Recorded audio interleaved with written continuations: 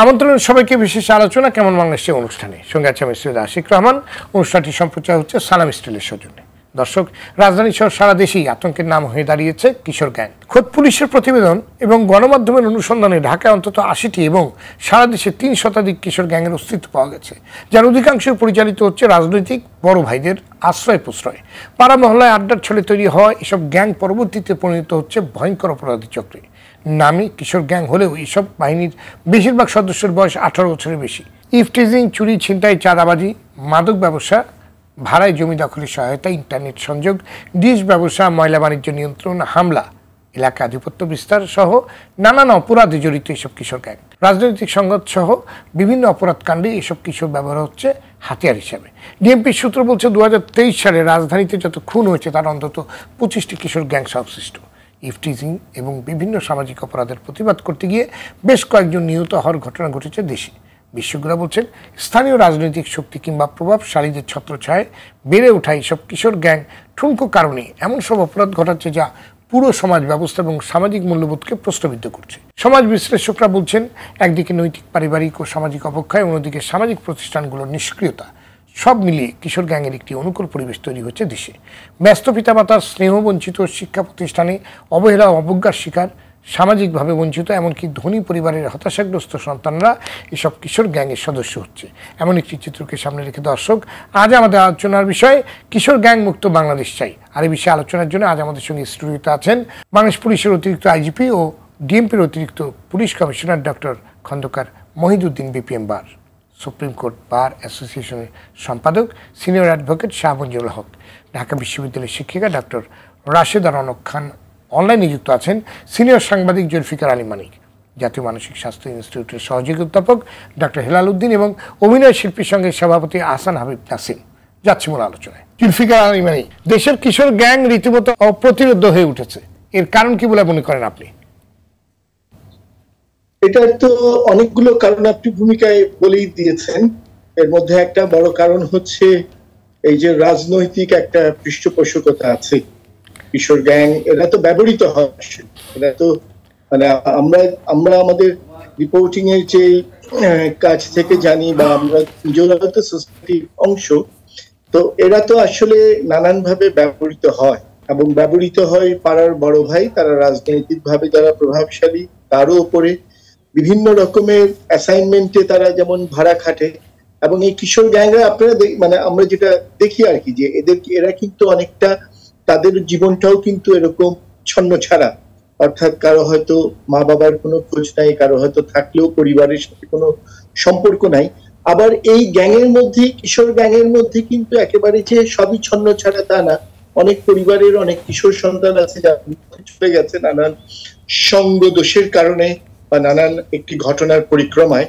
ফলে এগুলি যেটা আমি সবসময় একটা জিনিস বিশ্বাস করি, যে কোনো অপরাধ যখন ধারাবাহিক ভাবে ঘটে তখন তার পেছনে কিছু না কিছু ক্ষমতার পৃষ্ঠপোষকতা থাকে। সেটা রাজনৈতিক ক্ষমতা হোক, সেটা প্রশাসনিক ক্ষমতা হোক, সেটা পুলিশের হোক পৃষ্ঠপোষকতা। আমি বলছি নট অ্যাজ এ ফোর্স, কোনো না কোনো, কারণ আমরা একটা জিনিস জানি যে আমাদের এখানে পুলিশ বাহিনী এই স্টাইলে কাজ করে। তার মধ্যে একটি স্টাইল হচ্ছে ক্রিমিনালরাও কিন্তু তাদের সোর্স হিসেবে কাজ করে। ফলে ক্রিমিনালরা, এই কিশোর গ্যাংও যদি পুলিশের সোর্স হয়, সোর্স মানে তার মতো তার সাথে একটা গুড আন্ডারস্ট্যান্ডিং, সে কিন্তু এক ধরনের ক্ষমতায়ন হয়ে যায়, এম্পাওয়ার্ড হয় সে, সেটা একটা প্রশাসনিক হোক, সেটা রাজনৈতিক হোক। এই যে এই ধরনের ক্ষমতায়নের কারণেই কিন্তু এই বিপথে চলে যাওয়া কিশোররা তারা ধরাকে সরা জ্ঞান করে, কোনো কিছুকে কিছু মনে করে না তারা। এবং তারা এই যে কোনো কিছু, কোনো বিবেচনা ছাড়াই নৃশংস যে কোনো কাজ করতে কিন্তু তারা একেবারেই দ্বিধা করে না। এবং আমরা দেখেছি যে এই কিশোর গ্যাংয়ের যে অপরাধ জগৎ, মানে অপরাধের যে এই প্রবণতা, এটা কিন্তু ভয়ঙ্কর থেকে ভয়ঙ্করতম পর্যায়ে চলে এসেছে। মানে এখন একটা হত্যাকাণ্ডের মতো ঘটনা, তারা কিন্তু বিভিন্ন, এমন নয় যে তারা পরিকল্পিতভাবে নিজেরাই অপরাধগুলো সংগঠিত করে, অনেকের হয়ে তারা কিন্তু ভাড়াটে বাহিনীর মতো কিন্তু তারা রাখে। ফলে তাদের মনোজগতে যে একটা ক্রিমিনাল মাইন্ড তৈরি হয়ে গেছে, যেই কারণে এই নিয়ন্ত্রিত বা পাপেটের মতো একটি ক্রিমিনাল হিসেবে কাজ করতে করতে তাদের মনোজগতে ওই যে বললাম ক্ষমতায়ন হয়েছে এক ধরনের, কোনো কিছুকে কিছু কেয়ার করলাম না, হ্যাঁ আমাকে কেউ ধরতেও পারবে না, ছুতেও পারবে না, ফলে পুরো ব্রেইনটাই কিন্তু একটা ক্রিমিনাল মানে একটা মানসিকতায় ধোলাই হয়ে যায়। তখন হয় কি তার টলারেন্স লেভেল একদম নেগেটিভ হয়ে যায়।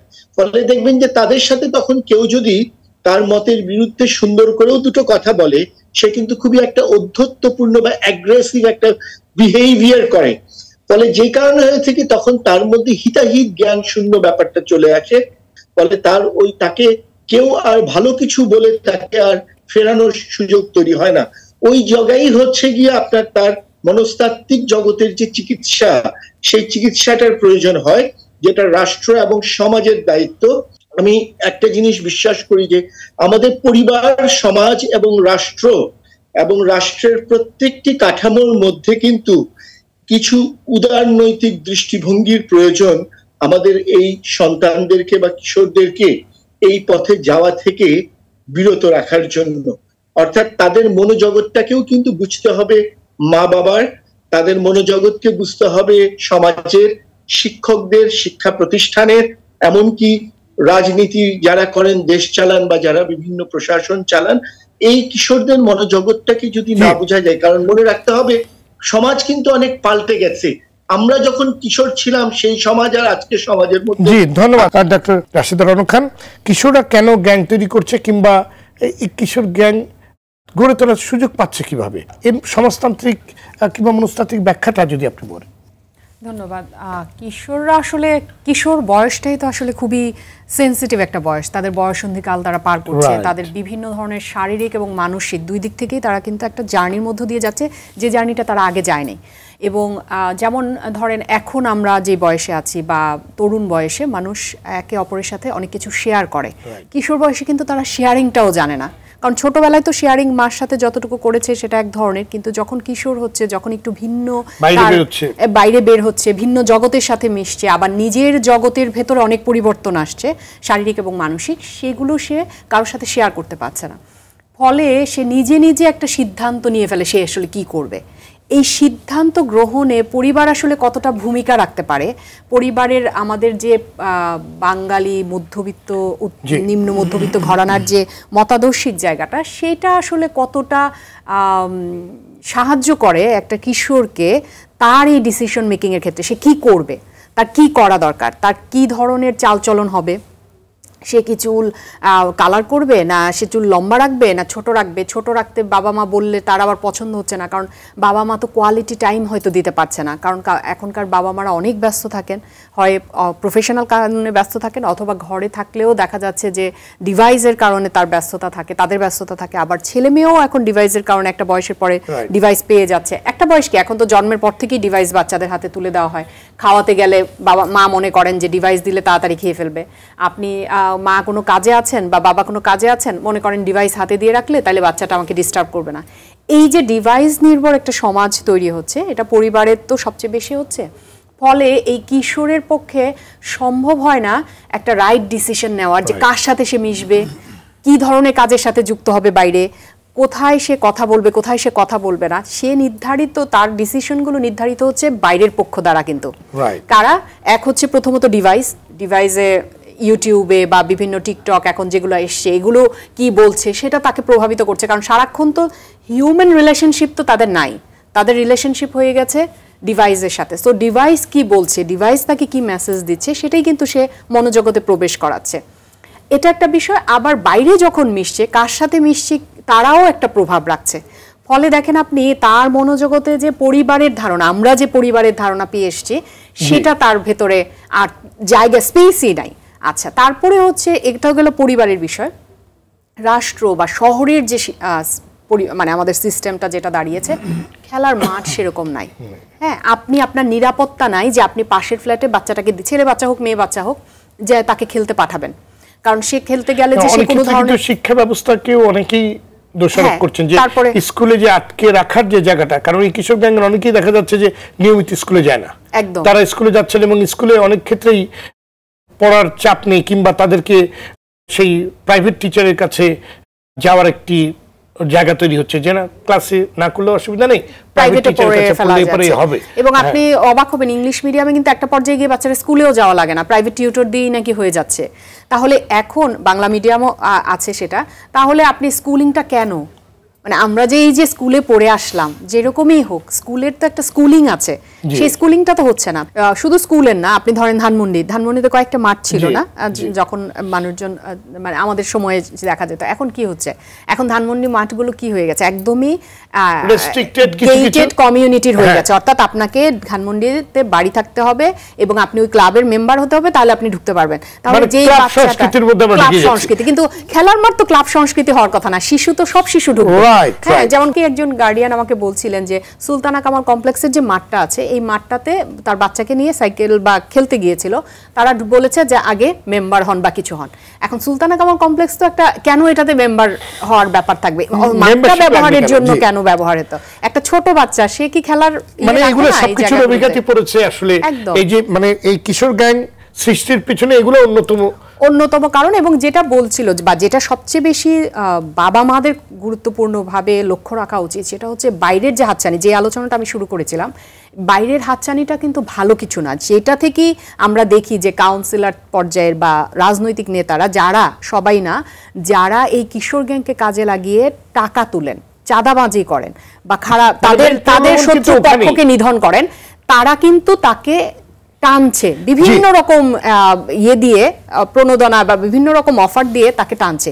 এই টানা থেকে রক্ষা করার জন্য বাবা মাকে কোয়ালিটেটিভ সময় দিতে হবে। ধন্যবাদ আপনাকে ডক্টর খন্দকার মহিউদ্দিন।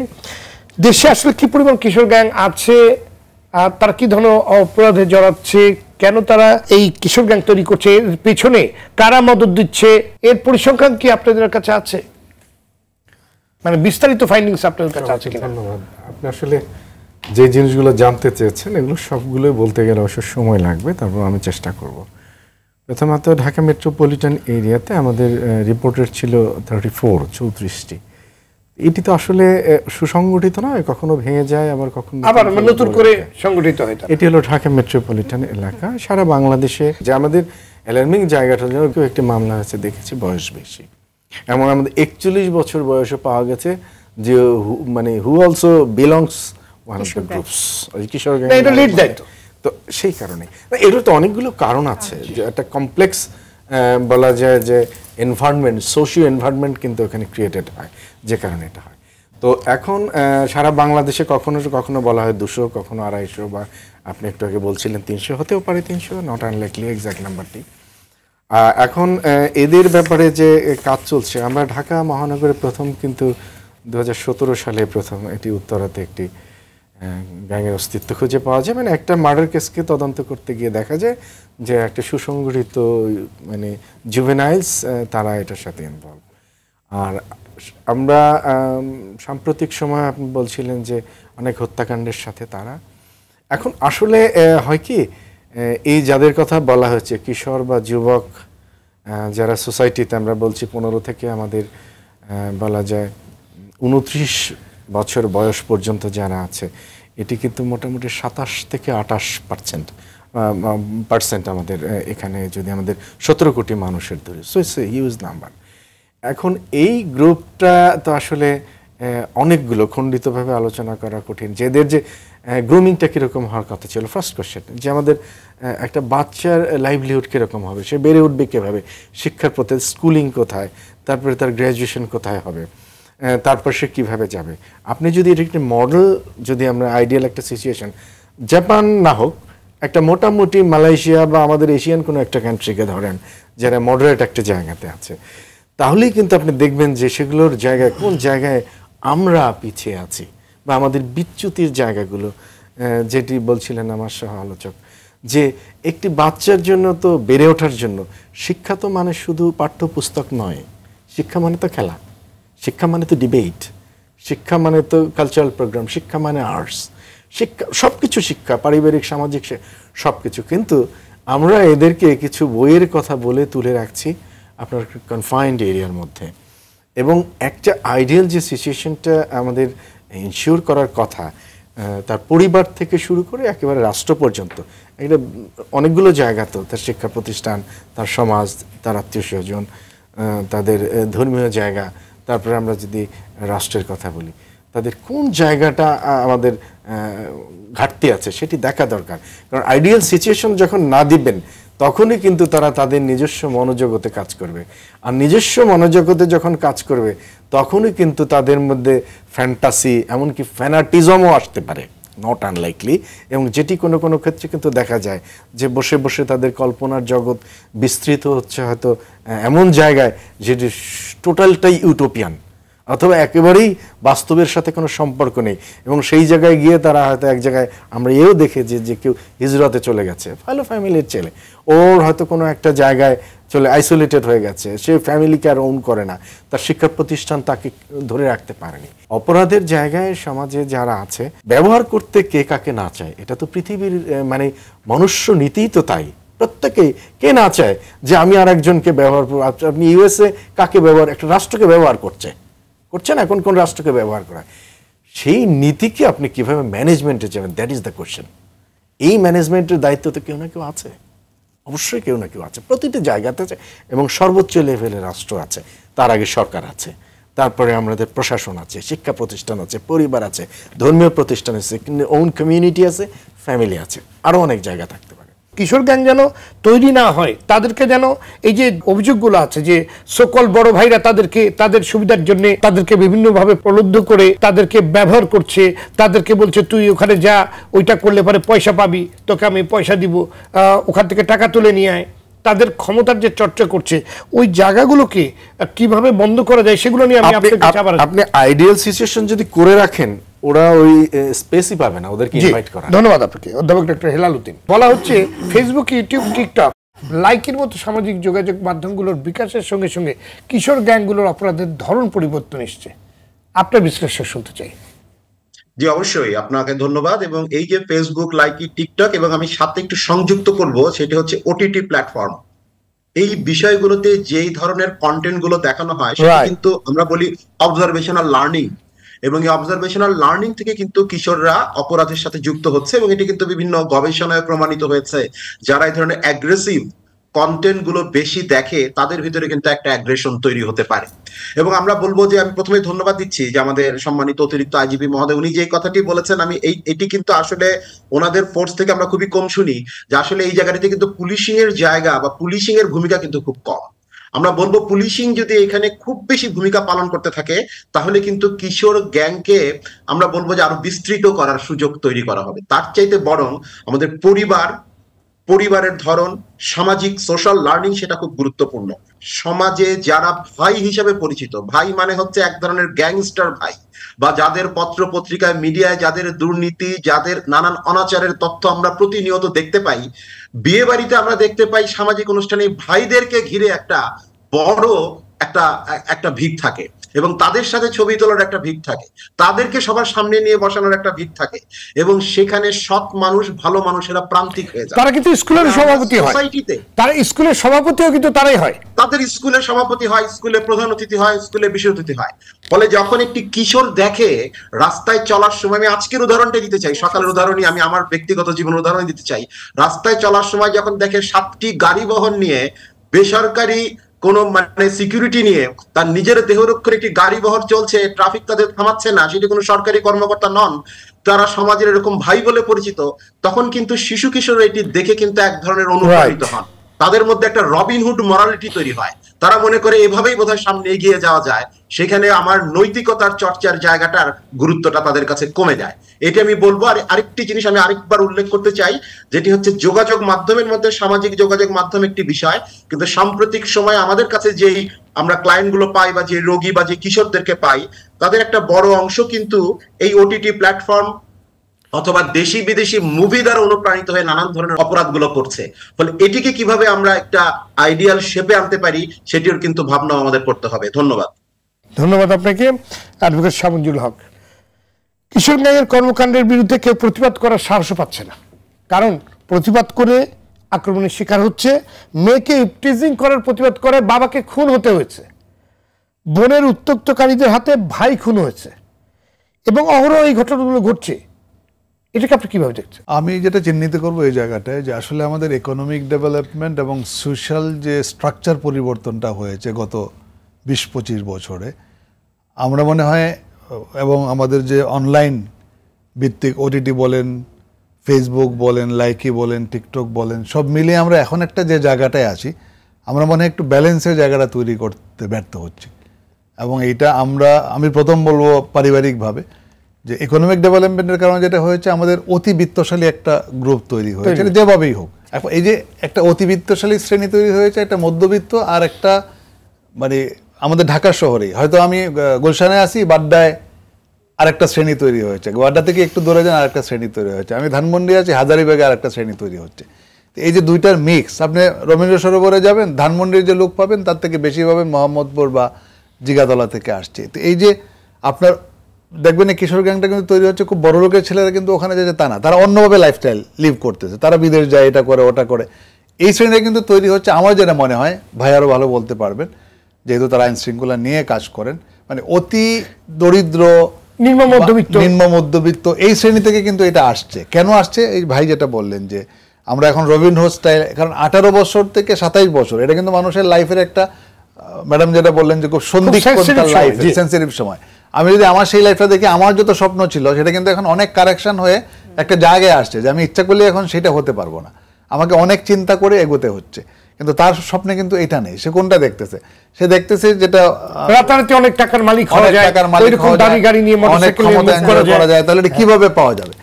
এবং তাদের মনে কিন্তু এটা আসে যে তখন সে স্কুল করে বা বাবার কথা শুনে বা মায়ের কথা শুনে সেই যে ক্রিটিক্যাল লাইফস্টাইল, যে আমি ডাক্তার হব, ইঞ্জিনিয়ার হব, এই লাইফস্টাইলে সে যেতে চায় না। কারণ একজন ডাক্তারকে সে দেখতেছে না, একজন ডাক্তার আমি যেরকম দেখেছি যে একজন ডাক্তার একটা গাড়ি কিনে প্রথম শুরু করে আপনার প্রোবক্স দিয়ে অথবা কিছু একটা দিয়ে, রুগী দেখে টাকা হয়, প্রোবক্স দিয়ে শুরু করে তো অনেক পরে। বিশ্ববিদ্যালয়ের শিক্ষক, গাড়ি কিনা অনেকটা দুঃস্বপ্নের মতো। কিন্তু দেখা যাচ্ছে বড় ভাই যদি হওয়া যায় তাহলে এক গাড়ির পিছনে 5টা গাড়ি চলছে।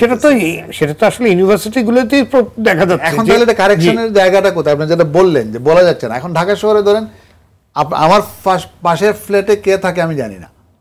এখন নিচে 12টা ফ্ল্যাট নিয়ে একটা বাসা যদি হয়, 12 জনের খবর কিন্তু 12 জন রাখে না, এবং কেউ কারো দুঃখে কষ্টে দাঁড়াতে চায় না। এখন এই যে উঠতি বয়সে ছেলে মেয়েদের কথা বলছেন, তাদের মেয়েদেরকে নিয়ে স্কুলে যেতে প্রবলেম, এখন এরকম কিশোর গ্যাং যখন তৈরি হচ্ছে তখন রিয়েলি এটা আনসেফ একটা জায়গা। যে যারা খুব সিভিলাইজ, যারা মনে করে তার ছেলে মেয়েরা পড়ালেখা করুক, তার মেয়ে না শুধুমাত্র ছেলেকেও স্কুলে দেওয়া কিন্তু কঠিন হয়ে যায়। কারণ ছেলে কখন ওদের সাথে মিশবে তখন কিন্তু তার ফ্যামিলিটাই আনসেফ হয়ে যাবে। এবং ফ্যামিলির কলেবর অনেক ছোট হয়ে গেছে, দেখা যাচ্ছে বাবা মা চাকরি করে, একটা ছেলে অথবা এক ছেলে এক মেয়ে, এর বাইরে কিন্তু বেশি একটা নাই, আত্মীয় স্বজন নাই। এখন কোথায় বলে সে বিপদে পড়বে, এটা তার জন্য একটা ভয়। সুতরাং কারেকশনের জায়গাটা আমার মনে হয় যে বাবা ফ্যামিলিকে প্রথম এটা দেখতে হবে। যে আর এটাও অনেক কঠিন হয়ে যাচ্ছে এই জন্যে যে ছেলের বয়স যখন 18 থেকে 20-22-এর দিকে যাচ্ছে, ও যখন টাকা পয়সা বলেন, তার চাকরির কথা বলেন, তার ভালো স্কুলের কথা বলেন, সে যখন দেখতেছে সে এমন একটা জায়গা থেকে বড় হচ্ছে যেখানে তার বাবা মা তাকে সেফ লাইফ দিতে পারতেছে না, বা তার অ্যাম্বিশনের জায়গাটা টাচ করতে পারছে না। সে অন্য তার চাচাতো ভাইকে দেখছে, অন্য আরেকজনকে দেখতেছে, ও ভিন্ন স্টাইলে বড় হচ্ছে, তখন সে তার বাবা মায়ের কথা কিন্তু শুনতে চায় না। সামাজিকভাবে আগে একজন চাচা বা নানা দাদা একজনকে খারাপ বলতেছে, এটা কিন্তু আমাদের মাইন্ডে এখনো লাগে যে আমি ভালো অফিসার কিনা, আমি ভালো লয়ার কিনা, সে ভালো প্রফেসর কিনা, উনি ভালো ডক্টর কিনা, এটা কিন্তু আমাদের একটা সোশ্যাল ভ্যালু, আমরা কনসিডার করে বড় হয়েছি। বাট আজকে দেখেন এই অনলাইনের কারণে বা ওটিটি বলেন, অন্য অন্য কন্টেন্ট যেগুলো আমাদের সামনে আসছে, আমরা কিন্তু সামাজিকভাবে দায়বদ্ধতার জায়গাটা উড়িয়ে দিয়েছি যে আমি আমার মতো করে চলছি, ওর আমাকে নিয়ে কথা বলার দরকার কি? আপনি কিশোর গ্যাং বাদ দেন, ম্যাডাম তো ইউনিভার্সিটিতে পড়ায়, বিশ্ববিদ্যালয়ে যারা ফার্স্ট ইয়ারে ভর্তি হচ্ছে, এই সমস্ত ছেলেরা তো কেয়ারই করে না, ইভেন মেয়েরা, তারা এখন সোশ্যাল ভ্যালু কি আছে, তার চাচা নানা মামাকে কি বলছে সেটা কিন্তু তার বিবেচ্য বিষয় না। তার বিবেচ্য বিষয় সে ফেসবুকে যা দেখছে, সে অনলাইন কন্টেন্টসে যা দেখছে, সে নিজেকে বড় করবে এবং নিজেকে একটা হিরোইটিক ভাব নিয়ে প্রকাশ করবে, সেটাই হলো তার স্বপ্ন। সুতরাং সেই জায়গাটা যতক্ষণ পর্যন্ত কারেকশন আমরা সামাজিকভাবে, পারিবারিকভাবে এবং আইন শৃঙ্খলা বাহিনী যদিও গৌণ বলা হচ্ছে ভূমিকা, তারপরেও আমি বলবো যে কিছু কিছু যেরকম কিশোর গ্যাং যদি তৈরি হয়, তো গ্যাংটা তো ভাঙতে হলে অবশ্যই আইন শৃঙ্খলা বাহিনী লাগবে। অনেক ধন্যবাদ জনাব আহসান হাবিব নাসিম। আগে দেশে সামাজিক সংগঠনগুলো সক্রিয় ছিল, পাড়ায় মহল্লায় সাংস্কৃতিক ক্লাব ছিল, খেলার মাঠ ছিল, পাঠাগার ছিল, এখন এগুলো নেই। এর সঙ্গে কিশোর গ্যাং কালচারের কি ধরনের সম্পর্ক আছে বলে আপনি মনে করেন? আমরা শুনবো একটি বিরতির পর। দর্শক, সালাম স্টিল কেমন বাংলাদেশ অনুষ্ঠান নিচ্ছে একটি বিরতি, ফিরে আসছে অল্প সময়ের মধ্যেই, সাথেই থাকুন।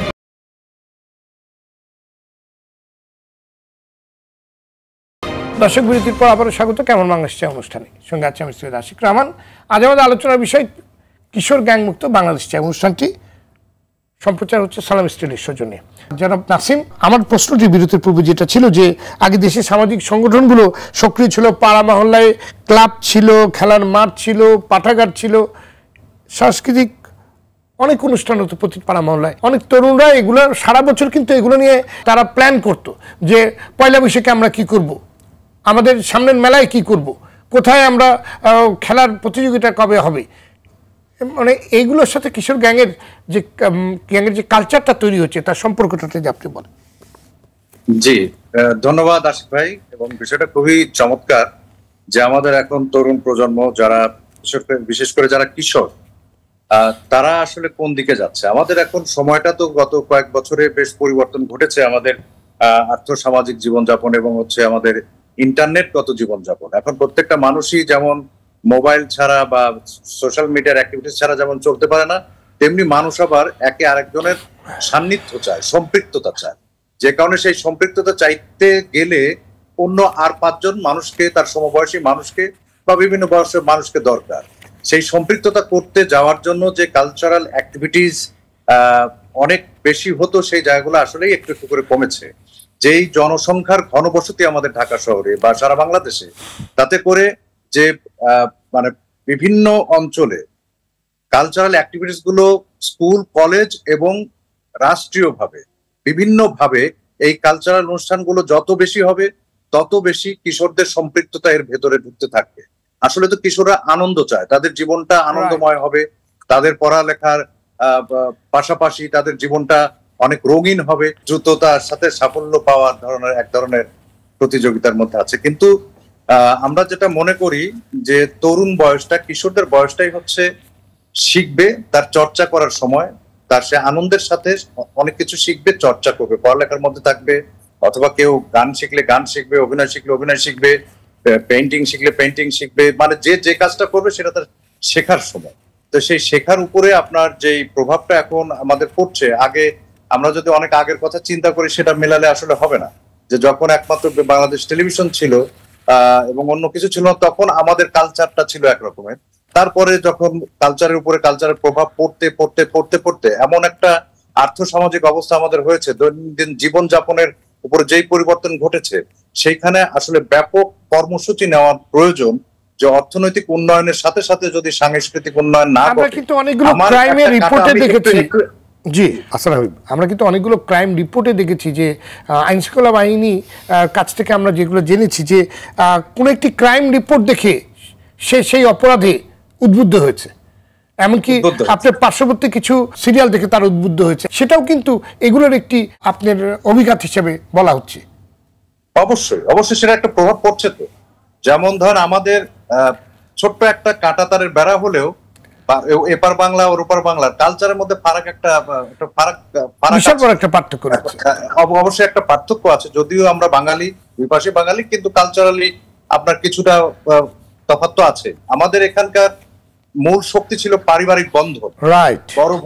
বড় ভাইয়ের উপরে মেজো ভাইয়ের উপরে বড় ভাইয়ের শাসন, মেজো ভাই তার ছোট ভাইকে শাসন করবে, বাবা বড় ভাইকে শাসন করবে, বাবার সামনে পারিবারিক বন্ধন সাহস পাবে না। মানে তখন একটা অন্যায় করতে পারে, মানুষের ভেতর থেকে যখন ভয়, সংকোচ, লজ্জা এগুলো দূর হয়ে যায়, তখন তার দ্বারা সবকিছুই তৈরি হয়। তো আমাদের এখানে পারিবারিক বন্ধনগুলো আমাদেরকে একটু একটু করে ভীতু করে রাখতো যে মায়ের সামনে এই কাজটা করা যাবে না, বাবার সামনে এই কাজটা করা যাবে না, আমার নানির সামনে এই কাজটা করা যাবে না, বড় ভাই সর্বনাশ, বড় ভাইয়ের সামনে এই কাজটা করা যাবে না। তো এই যে এটা কিন্তু আমাদের এক ধরনের কালচারাল কারণেই আমাদের জীবনযাপন এটা ছিল। কিন্তু এখন যেটা এই উন্মুক্ত হয়ে যাওয়াতে তার প্রভাব পড়বেই, সেটাকে আমাদের কাটিয়ে উঠতে হবে। এখন প্রভাবটা পড়াতে আমাদের দেশে ডিভোর্সের সংখ্যা অনেক বেড়ে গেছে। আমাদের দেশে যতই হচ্ছে আপনার এম্পাওয়ারমেন্ট তৈরি হচ্ছে, উইমেন এম্পাওয়ারমেন্ট বা আদার সাইড এম্পাওয়ারমেন্ট যত তৈরি হচ্ছে, যত কথা বলার স্বাধীনতা তৈরি হচ্ছে, তত নিজেকে নিয়ে ভাবার তৈরি হচ্ছে। এই দিকের উন্নয়ন ঘটছে ঠিকই, অর্থনৈতিক উন্নয়নও হয়তো ঘটছে, কিন্তু এই যে পারিবারিক যে শান্তির উন্নয়ন বা সামাজিক মনস্তাত্ত্বিক যে উন্নয়ন, সেই মনস্তাত্ত্বিক উন্নয়নটা আমাদের আস্তে আস্তে আমরা পিছিয়ে পড়ছি। মানুষ মানবিকতা হারিয়ে ফেলছে। মানুষ হুড়ু হয়ে যাচ্ছে, মানুষ একজনকে আরেকজনকে ঠকাতে পারলে আনন্দিত হচ্ছে এবং সেটা দেখে কেউ আনন্দ পাচ্ছে।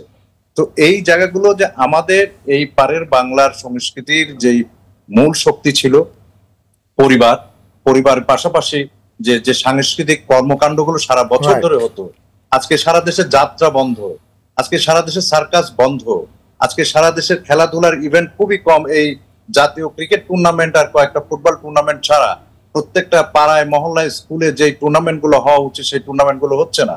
প্রত্যেকটা বিজয় দিবসকে স্কুলে তো খেলাধুলার পাঠটা তো মনে চুকেই গেছে, মানে স্কুলে যে আপনার স্কুল ভিত্তিক যে একটা খেলাধুলার চর্চা ছিল, যে একটা খেলার ক্লাস, জি জি সেটা তো গেছে। আরেকটা দেখেন যে কালচারাল, মানে খন্দকার মঈনুদ্দিন কিন্তু বলছিলেন যে শিক্ষাটা মানে খেলাটাও কিন্তু শিক্ষার একটি পার্ট। অবশ্যই, কিন্তু আমরা কিন্তু খেলাকে পুরোপুরি আলাদা করে ফেলছি, সংস্কৃতিটাও সেখানে নাই।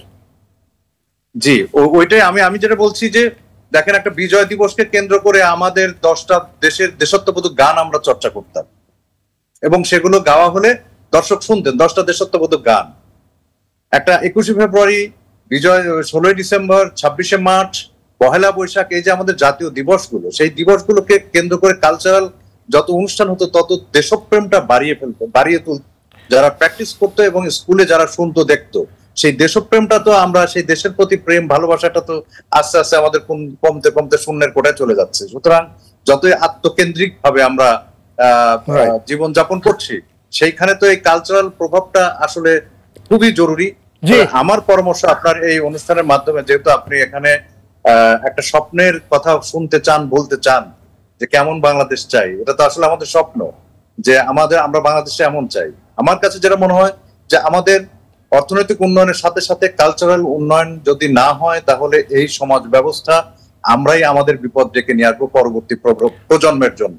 যার ফলে আমাদের প্রয়োজন প্রত্যেকটা স্কুল, কলেজ এবং সরকারি যে কালচারাল সেন্টার গুলো আছে, সরকারি যে শিল্পকলার কেন্দ্রগুলো আছে, সেগুলো যদি 12 মাসে 13 পার্বণের মতো সকল জাতীয় দিবস, প্রত্যেকটা দিবসকে কেন্দ্র করে রিহার্সেল, মহড়া, খেলাধুলা এরকম করে তাদের যে এক্সট্রা কারিকুলাম যত অ্যাক্টিভিটিস আছে সেগুলো যদি মানে শিক্ষা ব্যবস্থার সাথে যুক্ত করা হয়, তাহলেই পরবর্তী তাদের একটা মানসিক বিকাশ, পরবর্তী প্রজন্মগুলো ধীরে ধীরে একটা সুন্দর জায়গায় যাবে বলে।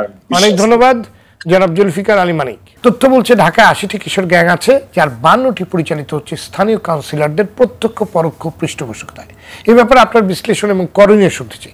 আমি প্রথমবার যখন বললাম তখন কিন্তু আমি এই কিশোরদেরকে এই যে রাজনৈতিকভাবে প্রশাসনিক ক্ষমতার দিক থেকে ক্ষমতায়নের বিষয়টা কিন্তু আমি বলেছি যে এই যে আপনি কাউন্সিলররা তো পলিটিক্যাল লোক, তো তারা তাদেরকে ব্যবহার করছে তাদের স্বার্থে।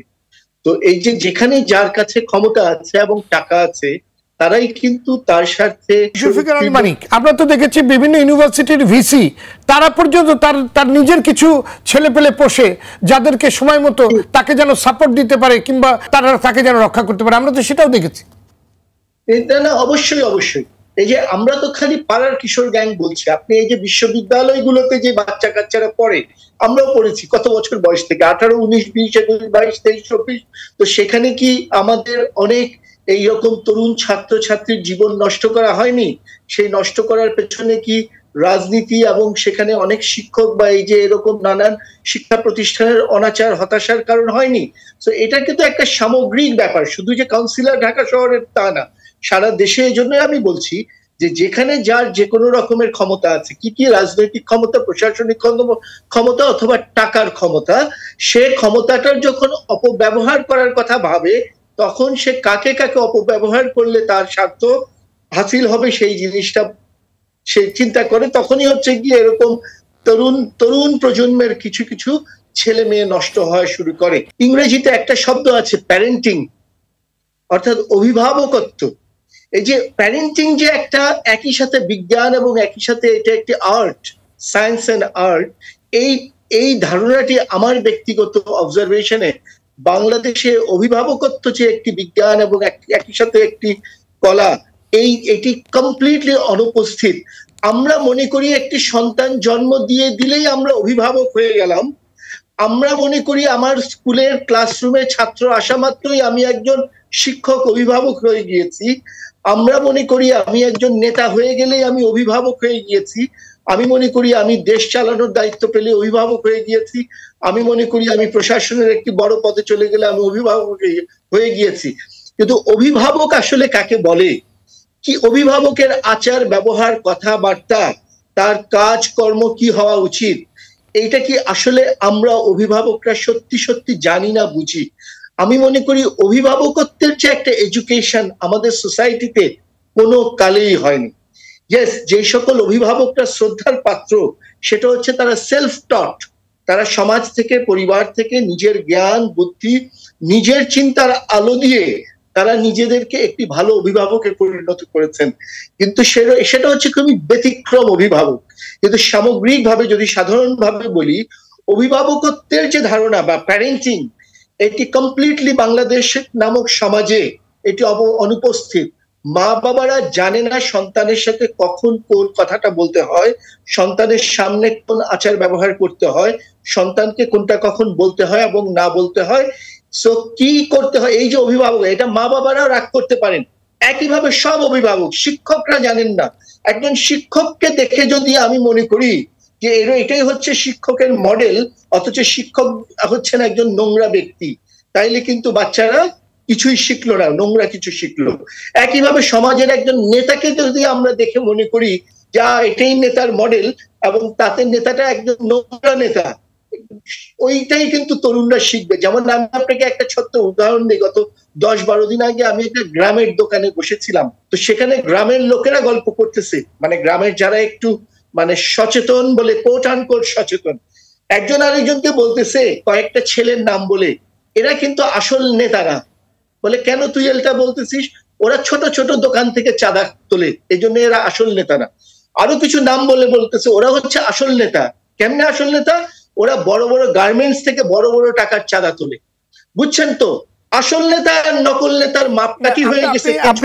আপনি যখন এই উদাহরণটা দিলেন, আমরা ওটিটি বলছি কিংবা আপনার সিনেমা অনেক কুরুচিপূর্ণ কিংবা অনেক কন্টেন্ট এখন আপনার একদম অ্যাভেলেবল, সেগুলো দেখে যেমন কিশোররা প্রভাবিত হচ্ছে, সেরকম কিন্তু বাংলাদেশে কিংবা আমাদের দেশে অনেক ক্ষেত্রে দেখা যায় যে বিশাল বড় বড় মানে সকল ডনের মতো তারা বাংলাদেশ থেকে হাজার হাজার কোটি টাকা নিয়ে যাচ্ছে এবং তাদের কিছু হচ্ছে না। অবশ্যই শুনেন, এগুলি তো তরুণ মনে তো এগুলির একটা প্রভাব পড়ে।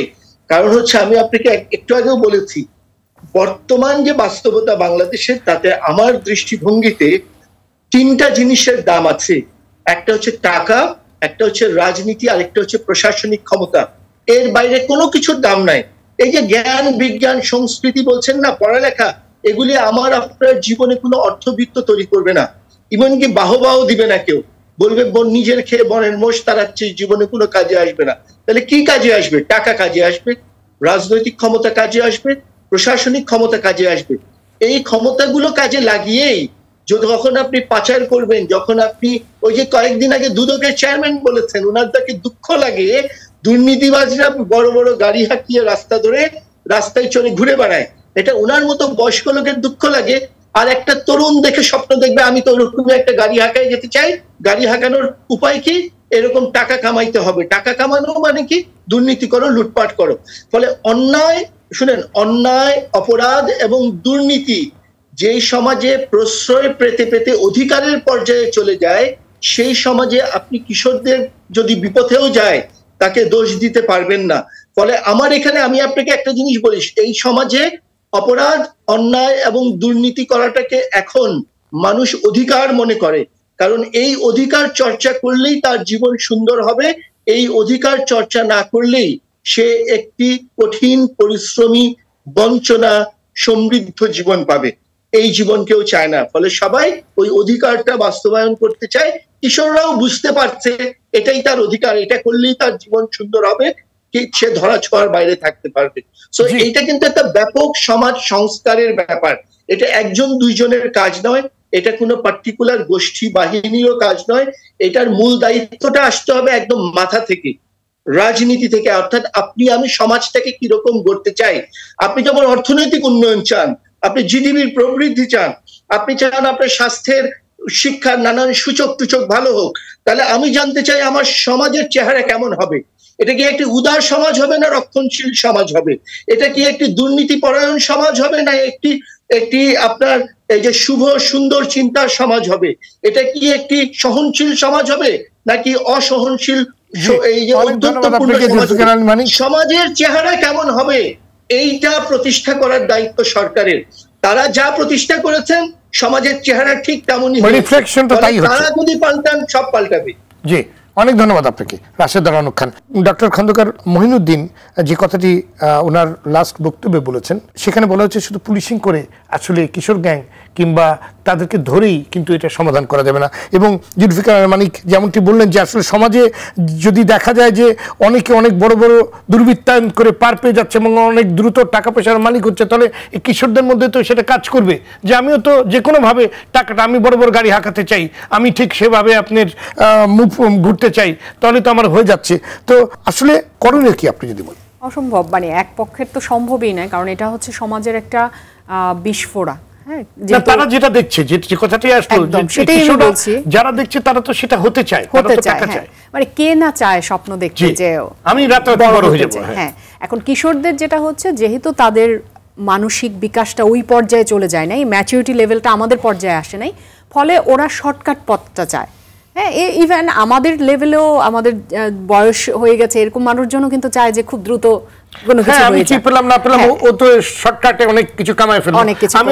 তো সেখানে তারা তো কিশোর, একেবারেই ছোট, তাদের স্বপ্নগুলো অনেক বড় বড়, তাদের ফ্যান্টাসিগুলো অনেক বড় বড়। সেখানে তারা যত দ্রুত যেতে পারে, তখন ওই যারা বাইরের শক্তি বিভিন্নভাবে যে আলোচনাগুলো আসছে, যে ওটিটি প্ল্যাটফর্ম বলেন আর এলাকার কাউন্সিলর বলেন, রাজনৈতিকভাবে ক্ষমতাশীল নেতা হতে চায়। হ্যাঁ, যেমন সবচেয়ে বড় যে জায়গাটা সেটা হচ্ছে আমরা প্রত্যেকেই মানুষ হিসেবে কিন্তু ওই যে মাহিন ভাই বলছিলেন যে ম্যানিপুলেশন বা কন্ট্রোল করতে চাই, তো ফলে হচ্ছে সবখানেই কিন্তু এই কন্ট্রোলিং ক্ষমতাটা কিছু অনুচর বর্গ, কিছু ফলোয়ার্স তৈরি করার একটা প্রবণতা আছে। ফলে ওই একজন কাউন্সিলর যেমন ফলোয়ার্স তৈরি করার জন্য তাদেরকে বিভিন্ন রকম প্রণোদনা দিয়ে ডাকছে, আবার তার যে বিরোধী দল সেও কিন্তু ডাকছে, সেও তখন তৈরি করছে। ফলে সবাই যার যার জায়গায় ফলোয়ার্স তৈরি করতে চাচ্ছে। এই ফলোয়ার্স তৈরি করতে গিয়ে যত রকমের খারাপ ইন্ধন আছে, যত রকমের খারাপ অফার আছে, সেগুলো তারা দিচ্ছে। এবং কিশোর যেহেতু, তারা ওগুলোতেই অ্যালিউড হচ্ছে, তারা ততই বেশি টেম্পটেড হচ্ছে, প্রলুব্ধ হচ্ছে। একই ব্যাপার কিন্তু পরিবারেও ঘটে, যে এই আলোচনাটা আসছে যে এখন আমাদের পরিবারগুলোতে সম্পর্কগুলো খুব একেবারেই বিচ্ছিন্ন হয়ে গেছে, ডিভোর্সড হয়ে যাচ্ছে আর্লি। এই জায়গাগুলোতেও দেখা যায় কি হয়, বাবা মারা এক ধরনের ওই যে কাউন্সিলর বিপক্ষ দল, যেমন বাবা মার মধ্যেও কিন্তু এই সম্পর্ক চলে আসছে। ফলে একটা বাবা বা মা একজন চায় ছেলেটাকে বা মেয়েটাকে অনেক বেশি অনেক কিছু দিয়ে, সে যা চায় তা দিয়ে তাকে তার কন্ট্রোলে রাখতে, আবার বাবা চায় যে না, আমি সব কিছু দিয়ে তাকে আমার কন্ট্রোলে রাখি, যেন আমার উপর দোষটা না পড়ে। এই যে সারাক্ষণ বাবা মারা সন্তানকে নিয়ে এক ধরনের গেম খেলছে, পাওয়ার গেম। সবখানে কিন্তু পাওয়ার কাজ করছে, কাউন্সিলরও পাওয়ার গেম খেলছে, শিক্ষকও পাওয়ার গেম খেলছে, বাবা মাও পাওয়ার গেম খেলছে। সবাই কিন্তু তাদেরকে ফলোয়ার্স বানাতে চাচ্ছে।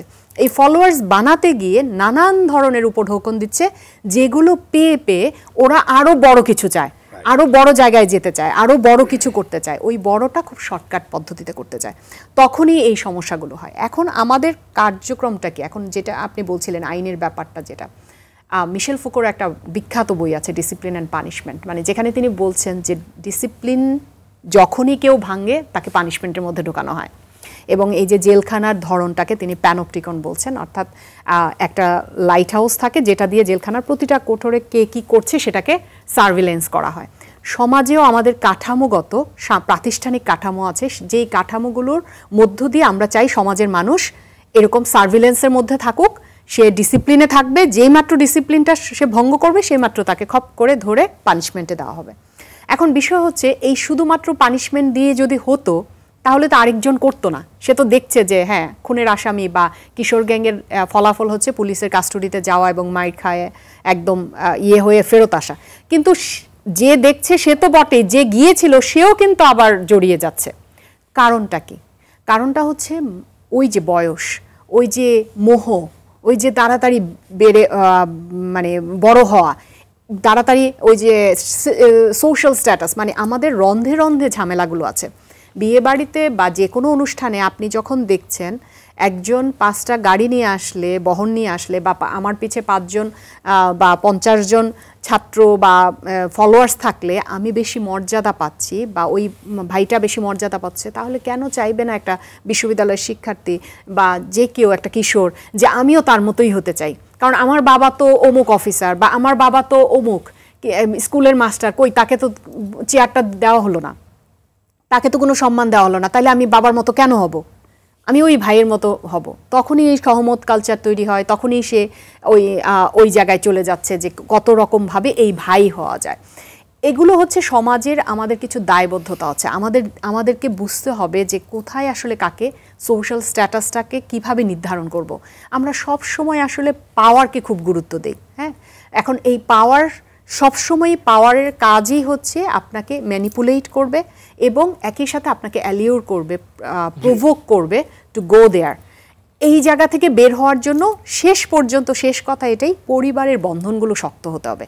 পরিবারে যখন একটা বাচ্চা বাবা মায়ের সাথে অ্যাটাচ থাকবে, আপনি দেখবেন অনেক সংস্কৃতিবান পরিবারে বা যেখানে বাবা মারা খুব অ্যাটাচ বাচ্চাদের সাথে, সেই বাচ্চারা কিন্তু হ্যাঁ এখন পাড়ার কালচার নাই, এখন পয়লা বৈশাখ হলে পাড়ায় পাড়ায় অনুষ্ঠান হয় না, কিন্তু সেই বাচ্চাগুলো বাবা মার সাথে হয়তো ছায়ানটে গান শুনতে যাচ্ছে, কিংবা এমনি বেড়াতে যাচ্ছে, কিংবা বাসায় বসেই টেলিভিশনে অনুষ্ঠানটা দেখছে। এই যে বাবা মার সাথে বন্ধুত্বপূর্ণ সম্পর্ক, যেহেতু এখন কিন্তু আমাদের আগের মতো যৌথ পরিবার নাই, এখন ফুপু চাচা, আচ্ছা মা বকা দিল, ঠিক আছে নানির কাছে গেলাম, দাদির কাছে গেলাম, ফুপুর কাছে গেলাম, একটু শেয়ার করলাম দুঃখটা, হ্যাঁ, বা মা বাবার সাথে এটা বলতে পারছি না, আচ্ছা মামার সাথে গিয়ে বলছি। এখন তো এই যৌথ পরিবারের ধারণা নাই, ফলে পরিবারকেই বাবা মাকেই হয়ে যেতে হবে বন্ধুর মতো। এটা না হলে আসলে কঠিন হয়ে যাবে। এবং বন্ধুত্বের সম্পর্ক বাবা মার দায়িত্ব, রাষ্ট্রের তো অনেক বড় দায়িত্ব। যে যেমন রাষ্ট্রে আমরা বলছি যে শিক্ষা প্রতিষ্ঠানে মাঠগুলো ভরাট হয়ে যাচ্ছে, এখন রাষ্ট্রই তো অনুমোদন দিচ্ছে বিল্ডিং করার জন্য। রাষ্ট্র তো অনুমোদন না দিলে তো একটা স্কুল মাঠ ভরাট করে বিল্ডিং করতো না, রাষ্ট্রই অনুমোদন দিচ্ছে শহরের মাঠগুলোকে ভরাট করে দিয়ে ভূমিদস্যুদের জায়গাটা দখল করে নিতে। নাইলে ঢাকা শহরে যেই খালগুলো ছিল, যেই মাঠগুলো ছিল, সেগুলো গেল কোথায়? সেগুলো কার পেটে ঢুকেছে? সেগুলো হ্যাঁ পার পর্যন্ত কাদের পেটে গেল? এটা কি রাষ্ট্র জানে না? রাষ্ট্র কি দেয় নাই তাদেরকে অনুমতি? তাদেরকে না অনুমতি দিলে, রাজুক যদি অনুমতি না দিত, ঢাকা শহরের মাঠগুলো কোথায় থাকতো? এখন কি পারবে রাজুক সেগুলোকে বের করে আনতে? কোথায় রাষ্ট্রের ক্ষমতা? আর যে মাঠগুলো ছিল সেগুলো ক্লাবে পরিণত হতো। মানে রাষ্ট্রের আরো একটা গুরুত্বপূর্ণ জায়গা হচ্ছে শিক্ষা ব্যবস্থা, যেটা নিয়ে খুব বেশি এক্সপেরিমেন্ট চালানো হচ্ছে। এত এক্সপেরিমেন্টের বিষয় তো না, প্রতি বছর বছর এক্সপেরিমেন্ট চালাবেন আর আপনি চাইবেন যে আপনার বাচ্চারা, কিশোররা খুব ভালো কিছু করে ফেলবে, এটা তো হবে না। একটা শিক্ষা ব্যবস্থাকে মিনিমাম 20 বছর 50 বছরের একটা ব্যবস্থা নিয়ে নামতে হবে যে হ্যাঁ, কিন্তু এই বছর এটা হবে, আগামী বছর ওটা হবে। বাচ্চারা তো কনফিউজড এবং বাবা মারা কনফিউজ, তারা কি প্রাইভেট টিউটরদের কাছে দিবে নাকি স্কুলে দিবে? তারা কি এই পদ্ধতিতে আগাবেন নাকি ইংলিশ মিডিয়ামে দিবে, নাকি তারা মাদ্রাসা শিক্ষা দিবে? এই যে শিক্ষা ব্যবস্থার এই বিষয়টাও তো রাষ্ট্রের দায়িত্ব। রাষ্ট্রের তো অনেক বড় দায়িত্ব। এখন রাষ্ট্রের দায়িত্বগুলো পালন করার জন্য ওই যেই কথাটা বারবার আসছে যে রাষ্ট্র অর্থনৈতিক দিকে অনেক মনোযোগ দিচ্ছে, যেহেতু আমরা এখন নিউ লিবারেল ইকোনমিতে বিলিভ করি। আমাদের কাছে টিকে থাকতে হলে, রাষ্ট্রে টিকে থাকতে হলে অর্থনীতির চাকা অনেক মজবুত হতে হবে। কিন্তু এটাও মনে রাখতে হবে এই অর্থনীতিকে পরিচালিত করবে তো এই সমাজ, এই ভবিষ্যৎ সমাজ, এই কিশোররা। এই কিশোররা যদি এরকম থাকে তাহলে তো একটা ভালো রাষ্ট্র নায়ক পাবো না, এটাই তো রাষ্ট্রের কাণ্ডারি হবে, তাই না? ভবিষ্যৎ কাণ্ডারি হবে। ধন্যবাদ আপনাকে ডক্টর খন্দকার মঈনুদ্দিন। আপনার সবার কথা শুনলেন।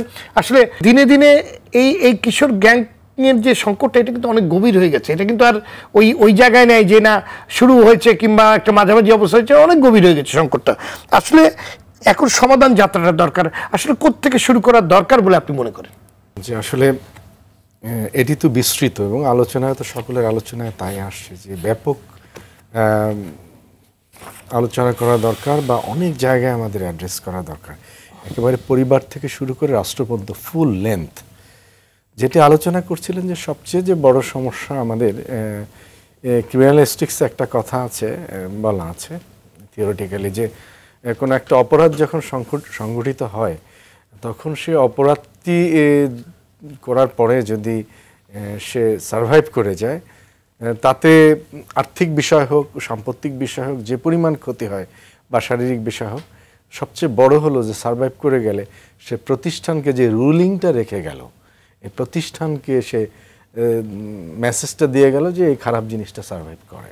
এবং যেটা সবচেয়ে বড় আমাদের চ্যালেঞ্জের জায়গা। আমি মনে করি যে প্রত্যেকের এখন, আমি আগেও বলছি এখনও বলছি যে আইন প্রয়োগ, আমার আলোচক বলছিলেন আইন প্রয়োগের জায়গায় কিন্তু আমরা আছি। আমাদের গত 3 মাসে প্রায় 400-র মতো কিশোরদের ঢাকা মেট্রোপলিটন এলাকাতে গ্রেপ্তার করা হয়েছে।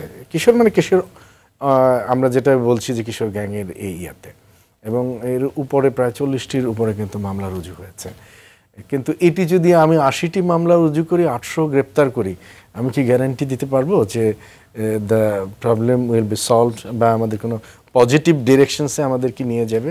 আমি সেই মনস্তাত্ত্বিক জায়গাটির কথা বলছি। নিশ্চয়ই আমাদের দায়িত্বের জায়গা বা এনফোর্সমেন্ট প্রয়োজন হবে না সেটি নয়, তো সেটি আমাদের করা প্রয়োজন। তো সেই জায়গাগুলোতে আমরা মনে করি যে এই কোনো আইডিয়াল সিচুয়েশনগুলো যতক্ষণে প্রিভেল না করবে, it will be very difficult. পুলিশের পক্ষ থেকে গ্রেপ্তার করা হয়, আমাদের একটা জিনিস কিন্তু বোঝা দরকার, আমাদের এই কনসেপচুয়াল একটি ডেফিসিয়েন্সি আমি মনে করি আমাদের মধ্যে খুব রকমের আছে। সেটি হলো সকলেই মনে করে যে পুলিশ বোধহয় এটা করলেই ঠিক হয়ে যাবে। অনেক ক্ষেত্রে পুলিশের অ্যাকশন উল্টা দিকে যায়, মনোজগৎকে অন্যদিকে।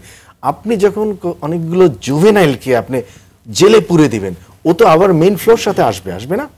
ওই বাচ্চাটাকে কারেকশন সেন্টারে ও কি হলো, অনেক জায়গায় কন্টামিনেটেড হয়ে he or she is returning to the society. তো আমাদের তাই বলে কি আমি পাঠাবো না? পাঠাবো, কিন্তু আমি বলছি যে এটা হচ্ছে সর্বশেষ ব্যবস্থা। এটা কখনোই মনে করা উচিত না যে পুলিশ ধরে সব কিছু ঠিক করে দিতে পারে। নো, যদি কোথাও সোশ্যাল ওয়েলফেয়ারের কিছু করার থাকে, যদি আপনার স্পোর্টসের কিছু করার থাকে, ইয়ুথ অ্যান্ড স্পোর্টসের কিছু করার থাকে, কালচারালের যদি করার থাকে, তারপরে তার শিক্ষা প্রতিষ্ঠান, তাদের সব কিছু করতে হবে। করার পরে যদি কখন ডেভিয়েশন হয় তখন আপনি ব্যবস্থায় ফর এক্সাম্পল ঢাকায় কিন্তু সবাই মনে করে যে গাড়ির ব্যাপারে, তাই না, ট্রাফিকের কথাটা একটু উদাহরণের জন্য আমি বলছি। যদি আপনার নিয়ম কি, সারা পৃথিবীতে কিন্তু শুধু ট্রাফিক আইন যেখানে ভায়োলেশন হয় সেই জায়গাটা এনফোর্স হয়। এখন যদি আপনি রাস্তার একটা আইডিয়াল সিচুয়েশন না থাকে, যদি সকল গাড়ির ফিটনেস না থাকে, 100টা গাড়ির 90টা আনফিট থাকে, আপনি কি আজকে সকল গাড়ি রাস্তা থেকে সরিয়ে নিতে পারবেন? এক্সাম্পল হিসাবে আমি এটা বললাম। তো সেই জন্য আপনার প্রতিটা জায়গাতে খেয়াল রাখতে হবে যে আমার ডেভিয়েশন কোন কোন জায়গায় হয়েছে। যদি সেই জায়গাগুলো অ্যাড্রেস করা হয়, লাস্ট আপনার আসবে যে এনফোর্সমেন্টের জায়গা, যে আপনার আইন প্রয়োগ করে তাদেরকে কারেকশন সেন্টারে নিয়ে গেলাম বা তাদেরকে নিয়ে আসলাম। সেই কাজগুলো আমরা করছি। গত 2 দশকে সারা পৃথিবীতে এবং বাংলাদেশেও এই যে মনোজগতের যে ব্যাপক পরিবর্তন আসতে বাধ্য হয়েছে, তার কারণ আমাদের জগৎ, আমরা এখন আর্টিফিশিয়াল ইন্টেলিজেন্স এআই ব্যবহারের কথা চিন্তা করছি, তারপরে কিছুদিন পরে যে আমাদের বলা যায় মাইক্রোসফটের প্রতিষ্ঠাতা উনি বলেছেন যে কিছুদিন পরে আমাদের মোবাইল ফোন হয়তো থাকবে না, আমাদের একটা স্মার্ট গ্যাজেট থাকবে, screen will be automatically generated. এখন সারা পৃথিবীতে যদি এটা চলে আসে, আপনি কি বাংলাদেশে এটা আসবে না? বাংলাদেশে আসবে। তো এই ধরনের যে পরিবর্তনগুলো হচ্ছে, এই যে সমাজের পরিবর্তন, মনোজগতের পরিবর্তন, এটার সাথে তো আপনাকে সকল ব্যবস্থাকে আপডেটেড করতে হয়। সফটওয়্যার যেমন আপডেটেড করতে হয়, আপনার সকল কার্যক্রম। আর যদি আপনি, আমাদের এই সমস্যাটা হচ্ছে আমরা ওই জায়গাগুলোতে পেছানো আছি, এবং পেছানো আছি ওই সামাজিক গ্লোবাল যে বিষয়গুলো সেগুলো সামনে চলে আসছে একটা অ্যান্ড্রয়েড ফোনের মাধ্যমে, আপনারা যেভাবে আলোচনা করলেন। কিন্তু তার শিক্ষার পরিবেশ, খেলার পরিবেশ, বা আপনি জাপানে গেলে তো এই সমস্যা খুঁজে পাবেন না। ওদের কিন্তু they have their own management, যেটা আপনি চায়নাতে গেলে তো আপনি ফেসবুক খুঁজে পাবেন না।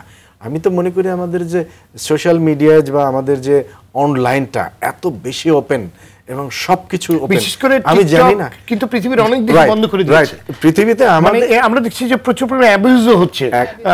আমরা কয়েকদিন আগে একটি প্রতিবেদন দেখলাম যে বিশেষ করে মেয়েদেরকে সবচেয়ে বেশি ফেস করতে হচ্ছে এই টিকটকের মাধ্যমে ভয়ঙ্করভাবে অ্যাবিউজ হচ্ছে। পত্রিকায় একটা রিপোর্ট আসবে, সেখানে কিন্তু একটা এডিটোরিয়াল বোর্ড থাকে না? তাহলে সারা পৃথিবী থেকে এই গার্বেজ আসছে, প্রয়োজনীয় জিনিস আসছে, এখানে কোনো এডিটোরিয়াল বোর্ড থাকবে না?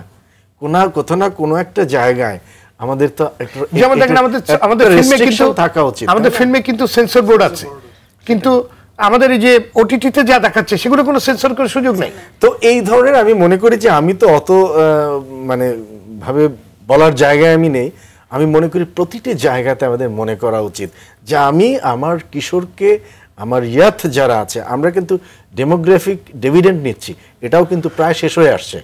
আমাদের কিন্তু খুব বেশি দিন আমরা এটি আমরা নিতে পারবো না, অথচ সেই সময় আমরা ওদেরকে নিয়ে হতাশার আলোচনা করছি, তাই না? তো আমি মনে করি যে প্রতিটি জায়গা এখন উচিত যে আমরা যেখানে আছি আলোচনা করে ডিজাইন করা, যে আমরা ওদের জন্য, আমার যদি এই যে বললাম 15 থেকে 29 পর্যন্ত এখানে আমাদের যারা আছে, যে বয়সী যারা, কারণ ওরাই কিন্তু আর কিছুদিন পরে বাংলাদেশের অফিসার হবে, তারা শিক্ষক হবে, তারা আইনজীবী হবে, তারা মন্ত্রী হবে, এমপি হবে, সব কিছুই তারা হবে। এখন এটি যদি আমরা না করি, আর সবচেয়ে বড় বিষয় হলো যে এটি গ্লোবাল ভিলেজে আছে, প্রতিটি মানুষের মধ্যে একটি ইন্ডিভিজুয়াল যে এন্টিটি, সেটি এখন বলা যায় বেশ জাগ্রত, যে কারণে পেছনের দিকে তাকানোর সময় পায় না। এটিরও ম্যানেজমেন্ট কি করে করবেন, সবকিছুর দিকে অ্যাড্রেস করা প্রয়োজন বলে আমি বোধ করি। ধন্যবাদ অধ্যাপক ডাক্তার হেলালউদ্দিন। কিশোর গ্যাং নিয়ন্ত্রণে আসলে করণীয় কি, আপনার পরামর্শ? এসেছে, রাষ্ট্রের প্রসঙ্গ এসেছে, এখানে সিস্টেমের কথা আসছে, কিন্তু সবকিছুর উপর কিন্তু আমাদের নিয়ন্ত্রণ নাই, বা খুব বেশি নিয়ন্ত্রণ নাই। রাষ্ট্রকে পরিবর্তন করা, সিস্টেমকে পরিবর্তন করা, কিন্তু আমার নিয়ন্ত্রণ আছে কিসের উপর? আমার নিয়ন্ত্রণ আছে আমার নিজের উপর, আমার পরিবারের উপর, আমার ঠিক চারপাশটির উপর। সেটিকে কি আমরা পরিবর্তন করতে পারছি কিনা? পরিবারের ভেতরে আমরা দেশপ্রেমের চর্চা করি কিনা? আমার সন্তানটিকে আমি দেশপ্রেমিক হওয়াটি শেখাই কিনা? এটি খুব গুরুত্বপূর্ণ। আমরা দেখেছি, আমি আমার ব্যক্তিগত অভিজ্ঞতা থেকে অসংখ্য কিশোর গ্যাংয়ের সদস্য বা কন্ডাক্ট ডিসঅর্ডার বা জুভেনাইল ডেলিকুয়েন্সির যারা শিশু কিশোর রয়েছেন তাদেরকে আমি দেখে থাকি, কারণ আমি চাইল্ড সাইকিয়াট্রিতে কাজ করি। আমি দেখেছি, এবং এটি যে জুলফিকার আলী মানিক ভাই নিশ্চয়ই আমার সাথে একমত হবেন, উনি হয়তো খুব হাম্বলি বলেছেন কথাগুলো, আমি আরেকটু খুব সরাসরি বলতে চাই।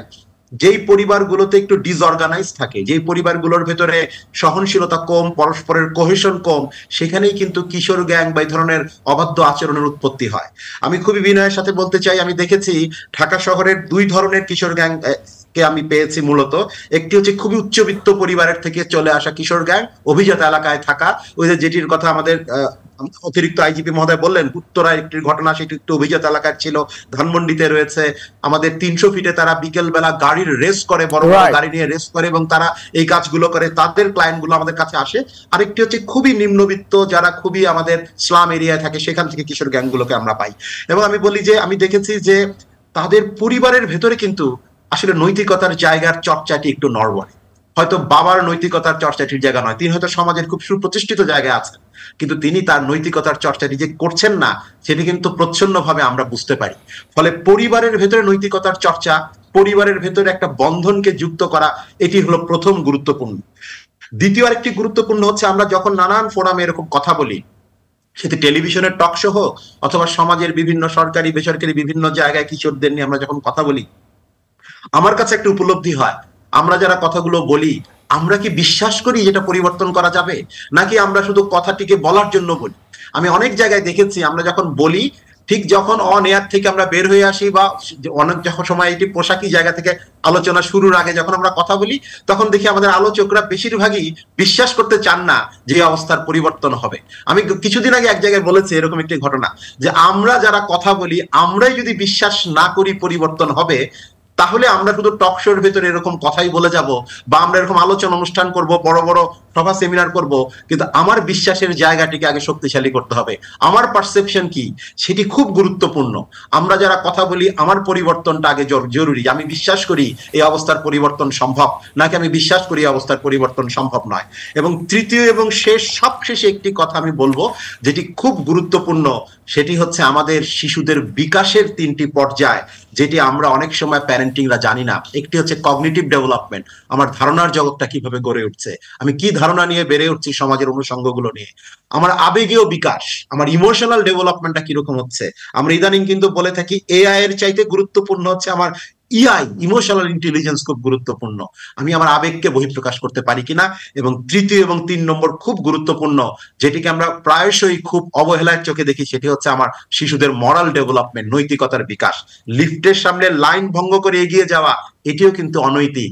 রাস্তার উল্টো দিক দিয়ে গাড়িতে যাওয়া, সেটিও অনৈতিক। সুতরাং আমরা নীতি নৈতিকতার ক্ষুদ্র ক্ষুদ্র বিষয়গুলোর উদাহরণ শিশু কিশোরদের সামনে কিভাবে দিচ্ছি, সেটি কিন্তু খুব গুরুত্বপূর্ণ, যেটি তার মনোজগতের উপর বড় প্রভাব ফেলে। ফলে এই নৈতিকতার বিকাশ, আবেগের বিকাশ এবং জ্ঞানীয় বা কগনিটিভ বিকাশ, এই তিনটি বিকাশকে যদি আমরা সুনিশ্চিত করতে না পারি আর আমরা যদি বিশ্বাস না করি পরিবর্তন সম্ভব নয়, তাহলে কিন্তু আসলে সমাধান খুঁজে পাওয়া যাবে না। ধন্যবাদ। খুব দারুণভাবে বলেছেন অ্যাডভোকেট শামুজুল হক। কেউ কেউ বলছেন সমাজে নৈতিকতা ও মূল্যবোধের চর্চা ফিরিয়ে আনতে রাষ্ট্রীয়ভাবে এখন মেগা প্রকল্প নেওয়ার সময় এসছে। আপনার পরামর্শ কি? আমি এই বিষয়ে একমত। আমি মনে মনে এটাই ভাবছিলাম, আপনার প্রশ্নের সাথে মিলে গিয়েছে। আমরা এখানে সব গ্রুপ থেকেই কিন্তু আমরা আজকে আসছি, প্রায় সমাজে যে গ্রুপগুলি কাজ করে আমরা এখানে কথা বলছি।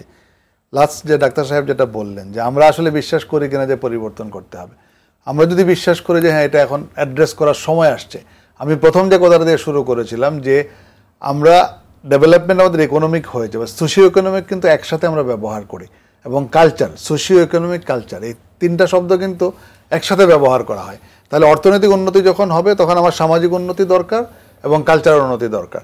এবং এই জিনিসগুলি করতে গেলে এখন আর ব্যক্তি পর্যায়ে, যেমন আমার যিনি ডাক্তার তার পক্ষেও সম্ভব না এই ব্যাপারে খুব জরুরি পদক্ষেপ গ্রহণ করা, আমি আইনজীবী আমার পক্ষেও সম্ভব না, আর আমাদের পুলিশ বাহিনীর পক্ষেও সম্ভব না প্রথমেই যে অ্যাকশনে যাওয়া। কারণ অপরাধ সংগঠিত হওয়ার আগে কিন্তু আমাদের কোনো ভূমিকা নাই, অপরাধ সংগঠিত হওয়ার পূর্বের ভূমিকা আমরা যারা সিভিল সোসাইটি থেকে আসছি তাদের।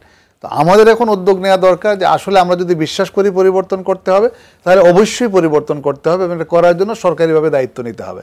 কারণ এখন প্রতিটা মহল্লা দেখে দেখে ওখানে যদি আপনি ওরকম সামাজিক, সাংস্কৃতিক এবং অর্থনৈতিক কালচারটা কিভাবে ডেভেলপ হচ্ছে এবং সেখানে আমাদের এই কিশোরদেরকে কিভাবে ইনভলভ করা যায় এবং মানসিক পরিবর্তনের জায়গাটা, যেমন আমাদের দেশে এখন পর্যন্ত আমরা কোনো একজন বাবা মা তার সন্তানকে নিয়ে কিন্তু একজন সাইকিয়াট্রিকের কাছে যেতে চায় না, একজন মানসিক ডাক্তারের কাছে যেতে চায় না, বড় হলেও যেতে চায় না, মনে করে পাগলের ডাক্তারের কাছে গেছে। এই যে সামাজিক প্রতিবন্ধকতার জায়গাটায় আমরা আছি মানসিকভাবে, সেই জায়গাটা কিন্তু আমাদের ডেভেলপমেন্ট দরকার। আইন আদালতে আমরা যারা কাজ করি আমরাও কিন্তু মামলা যখন গ্রহণ করছি আমরা দেখছি যে এখন এই বুড়ো বৃদ্ধ অপরাধীর চেয়ে কিন্তু কিশোর অপরাধীর সংখ্যা বাড়ছে, কারণ বাড়ছে। এবং তাদের ব্যাপারে যখন আমরা আদালতে যাচ্ছি আমরাও দেখতেছি যে তারা যে বয়স সন্ধিক্ষণের জায়গায় অপরাধে ঢুকে গেছে, এখন অপরাধ করার পরে তাকে আপনি কি করবেন, পানিশমেন্ট দিবেন। ম্যাডাম যেটা বলেছেন যে আইনের একটা দিক হচ্ছে যে অপরাধ করার সাথে সাথে তাকে পানিশমেন্ট দিতেই হবে, এর কিন্তু বিকল্প নাই। একজন অপরাধ করার পরে সে যতই মাপ চাক আপনার মাপ করার কিন্তু সুযোগ নাই, কিন্তু এটা কখন হচ্ছে যখন সে অপরাধ সংগঠন করে ফেলেছে। তো প্রিভেন্টিভ জায়গাটায় কিন্তু আমরা যেতে পারছি না। তো আমাদের মেইন জায়গা হচ্ছে প্রিভেন্টিভের জায়গা, কারণ যে 100 শিশু যদি আজকে বিপদে যায় বা সে কিশোর গ্যাংয়ের সাথে জড়িত হয়, আপনি হয়তো শাস্তি দিতে পারবেন 2 জনকে, 98 জনকে সংশোধন করার দায়িত্ব কিন্তু রাষ্ট্রের এবং আমাদের। সুতরাং আমাদেরকে বিশ্বাস করতে হবে যে এর পরিবর্তন দরকার, এবং সেই লক্ষ্যে আমাদেরকে সামগ্রিকভাবে কাজ করতে হবে এবং সামগ্রিক চাপটা সরকারের উপর যেতে হবে। সরকারকে দায়িত্ব নিয়ে এখন যেহেতু এটা আমাদের ঘটে যাচ্ছে, সুতরাং ঘটে যাওয়া থেকে বিরত করতে হলে সরকারকে দায়িত্ব নিয়ে বিভিন্ন প্রতিষ্ঠান গড়ে তোলা এখন হয়তো সম্ভব না, কিন্তু এই শিক্ষা প্রতিষ্ঠানে শিক্ষা মন্ত্রণালয়ের দায়িত্ব এখানে অনেক বেশি। শিক্ষা প্রতিষ্ঠান কেন্দ্রিক, সামাজিক সংগঠন কেন্দ্রিক, আগে আমরা সামাজিক বা সাংস্কৃতিক সংগঠন বলতে কিন্তু আমরা বুঝতাম বেইলি রোড বা বেইলি রোড কেন্দ্রিক কিছু, ছায়ানট কেন্দ্রিক কিছু, ধানমন্ডির কিছু কালচারাল সেন্টার, গুলশারের কিছু কালচারাল, এইগুলিকে আমরা বুঝতাম।